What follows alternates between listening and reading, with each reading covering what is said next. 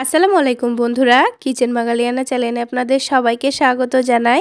আজকে আমি শেয়ার করব দারুণ মুচমুচে ফুলকপির পকোড়া। ফুলকপির পকোড়া কিন্তু অনেকে অনেক রকমভাবে বানিয়ে খেয়েছেন। একবার এই পদ্ধতিতে বানিয়ে খেয়ে দেখুন, খেতে ভীষণ মজার হয়। তাছাড়া এইভাবে বানালে শীতের সন্ধ্যায় কিন্তু চা কফির সঙ্গে দারুণ জমে যাবে। তো পকোড়াগুলো বানানোর জন্য একটা ফুলকপি থেকে আমি কয়েক পিস ফুলগুলো নিয়ে নিয়েছি। এবার এই ফুলগুলোকে খুব ভালো করে ধুয়ে পরিষ্কার করে নিতে হবে। এবার এই ফুলকপির মধ্যে আমি গরম পানি দিয়ে দিচ্ছি। এখানে আমি ফুটন্ত পানি দিয়ে ফুলকপিগুলোকে 10 মিনিট মতো ভিজিয়ে রাখবো। তাহলে ফুলকপির মধ্যে কোনো পোকা থাকলে সেটা বেরিয়ে যাবে আর ফুলকপিটা অনেকটাই নরম হয়ে যাবে। তো এই ফুলকপিটাকে আমি 10 মিনিট মতো এভাবে ভিজিয়ে রেখে দেব। ততক্ষণে পাকোড়াগুলো তৈরি করে নেওয়ার জন্য একটা বেসনের ব্যাটার রেডি করে নেব। তো তার জন্য এখানে একটা বড় বাটি নিয়ে নিয়েছি। আর এই বাটির মধ্যে আমি 1 কাপ পরিমাণ বেসন খুব ভালো করে চেলে নেব। এইভাবে চেলে নিলে বেসনটা গুলে নেওয়ার সময় কিন্তু এর মধ্যে একটুও লাম্পস থাকবে না। তো যে বাটি মেপে আমি এখানে বেসন নিয়েছি সেই বাটি মেপেই 1 বাটি মতো পানি নিয়েছি।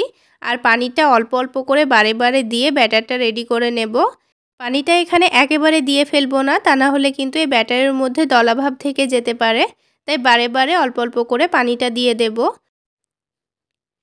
তো সবটুকু পানি দেওয়ার পর এবার এই ব্যাটারটা খুব ভালো করে গুলে নিয়ে এটাকেও কিছুক্ষণের জন্য রেস্টে রেখে দেব। বেসনের ব্যাটারটা গুলে নেওয়ার সময় কিন্তু এখন আমি এর মধ্যে কোনো রকম মশলা দিলাম না, কিছুক্ষণ পরে আমি মশলা দেব। তো এটাকে আমি কিছুক্ষণের জন্য রেস্টে রেখে দিচ্ছি। তো ফুলকপির পকোড়াগুলো তৈরি করার জন্য ফুলকপির সাথে আমি এখানে আলুও দিয়ে দেব। তার জন্য আমি এখানে দুটো মাঝারি সাইজের আলু সেদ্ধ করে নিয়েছিলাম। এবারে আলুগুলোকে কুচি কুচি করে কেটে নিচ্ছি। আমি এখানে সেদ্ধ আলু নিয়েছি, আপনারা চাইলে এখানে কাঁচা আলু দিয়েও বানিয়ে নিতে পারেন। তো আলুগুলোকে কিন্তু আমি আগে থেকে খুব ভালো করে সেদ্ধ করে নিয়েছিলাম। এবারে আলুগুলোকে একটা বাটির মধ্যে আমি তুলে রেখে দিচ্ছি। তো আলুগুলো তুলে রেখে দেওয়ার পর এবার কিন্তু আমি ফুলকপিগুলোকেও কেটে নেব। তো ফুলকপিগুলোকে আমি 10 মিনিট ভিজিয়ে রাখা হয়ে গেছে আর ফুলকপিগুলো কিন্তু অনেকটাই ঠান্ডা হয়ে গেছে। তো এবার এই ফুলকপিগুলোকেও কুচি কুচি করে কেটে নিতে হবে। তো বন্ধুরা, এই শীতের সন্ধ্যায় শীতের ফ্রেশ ফুলকপি দিয়ে এই রকমভাবে পাকোড়া বানিয়ে খেতে কিন্তু ভীষণ মজার হয়। এই পদ্ধতিতে বানালে ফুলকপিগুলো একেবারেই মুচমুচে তৈরি হবে আর খেতেও কিন্তু ভীষণ টেস্টি হয়। আপনারা চাইলে এই পদ্ধতিতে একবার হলেও বানিয়ে খেয়ে দেখবেন। তো ফুলকপি আর আলু কিন্তু আমার কেটে নেওয়া হয়ে গেছে। এবার এই বেসনের ব্যাটারটা আবারও একটু ভালো করে মিশিয়ে নিয়েছি। এবার এই ব্যাটারের মধ্যে আমি দিয়ে দিচ্ছি 1 বাটি মতো ফুলকপি আর 1 বাটি মতো সেদ্ধ আলু। এখানে আমি যতটা পরিমাণ ফুলকপি নিয়েছি ততটা পরিমাণই আলু নিয়েছি। আপনারা চাইলে কম বেশি করে নিতে পারেন। তারপরে ঝালের জন্য কাঁচামরিচ কুচি দিয়েছি আর তার সাথে একটা ডিম দিয়ে দিচ্ছি। এই পাকোড়ার মধ্যে ডিম দিলে কিন্তু খেতে ভীষণ মজার হয়।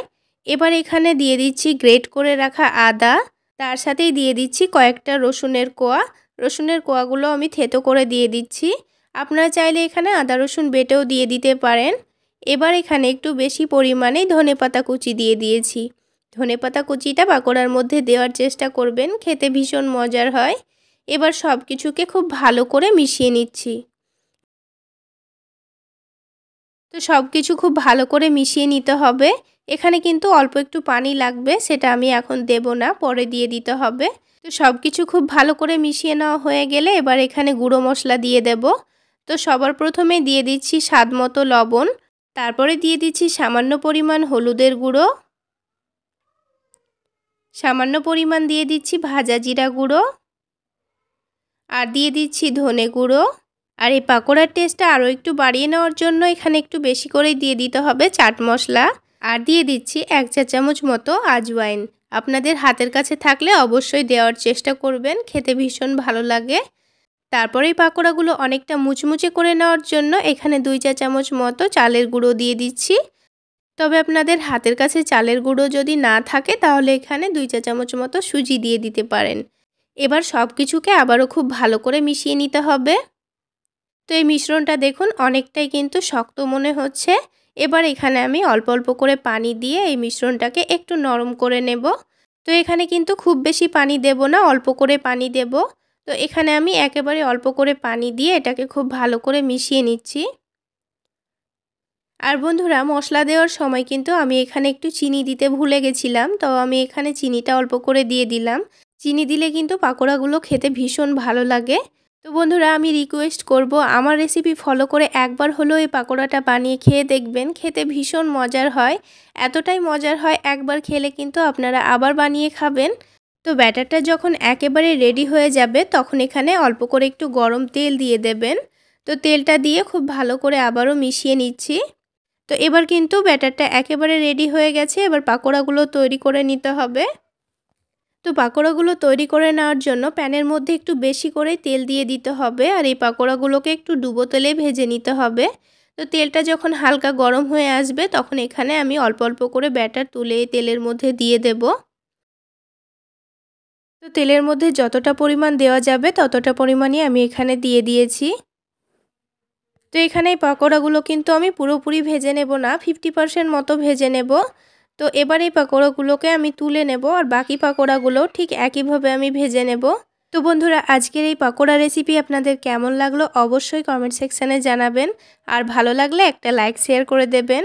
আর আমার এই সহজ রেসিপিগুলো যদি ইউটিউব চ্যানেল থেকে দেখে থাকেন চ্যানেলটি সাবস্ক্রাইব করে দেবেন, আর ফেসবুক পেজ থেকে দেখে থাকলে পেজটি ফলো করে দেবেন। তো বন্ধুরা সবগুলো আমার ভাজা হয়ে গেছে। এবার এই পাকোড়াগুলোকে আমি একটা ছোট গ্লাস দিয়ে এইভাবে করে একটু চ্যাপ্টা করে দিচ্ছি। তো সবগুলো পাকোড়াই কিন্তু এইরকম করেই চ্যাপ্টা করে নিতে হবে। এইভাবে একটু চ্যাপ্টা করে নিয়ে আবার এগুলোকে ডবল করে ভেজে নেব, তাহলে কিন্তু পাকোড়াগুলো অনেকটাই মুচমুচে হবে আর অনেকক্ষণ পর্যন্ত মুচমুচে থাকবে। তো বন্ধুরা এরকম চ্যাপ্টা করার সময় কিন্তু গ্লাস দিয়ে অতিরিক্ত জোরে চাপ দেবেন না, তা না হলে কিন্তু এই পাকোড়াগুলো ভেঙে যাবে। তো হালকা হাতে চাপ দিয়ে এগুলোকে এরকম করে নিতে হবে। তো সবগুলোই আমার পাকোড়া চ্যাপ্টা করা হয়ে গেছে। এবার এগুলোকে আবার ভেজে নেব। তো তেলটা খুব ভালো করে গরম করে নিয়ে একটা একটা করে পাকোড়াগুলো ছেড়ে দিচ্ছি।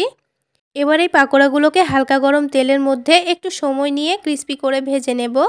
তো একটু সময় নিয়ে ভেজে নিলে কিন্তু পাকোড়াগুলো অনেকটাই মুচমুচে হবে। তো পাকোড়াগুলোর কালার কিন্তু খুব সুন্দর চলে এসছে আর খুব সুন্দর মুচমুচেভাবে ভাজা হয়ে গেছে। এবার তেলটা ঝরিয়ে নিয়ে আমি তুলে নিচ্ছি। তো বাকি পাকোড়াগুলোও কিন্তু ঠিক একইভাবে আমি ভেজে নেব। দেখুন বন্ধুরা দেখতে কতটা লোভনীয় হয়েছে, আর দেখেই মনে হচ্ছে অনেকটা মুচমুচে হয়েছে। আপনারা আওয়াজ শুনলে নিশ্চয়ই বুঝতে পারছেন পাকোড়াগুলো কতটা মুচমুচে হয়েছে। এই পাকোড়াগুলো চাইলে আপনারা সন্ধেবেলায় চা কফির সঙ্গেও খেতে পারেন, আবার টমেটো সস দিয়েও খেতে পারেন, খেতে ভীষণ মজার হয়। এবার এই পাকোড়াগুলোকে ধনেপাতার কাঁচামরিচ দিয়ে সাজিয়ে নিয়েছি আর টমেটো সসের সঙ্গে পরিবেশন করে নিয়েছি। টমেটো সস দিয়ে খেতে কিন্তু ভীষণ মজার হয়। তাহলে বন্ধুরা আজকে এই পর্যন্তই। সকলে অনেক বেশি ভালো থাকবেন, সুস্থ থাকবেন। দেখা হচ্ছে আরও একটি নতুন রেসিপি নিয়ে নেক্সট এপিসোডে।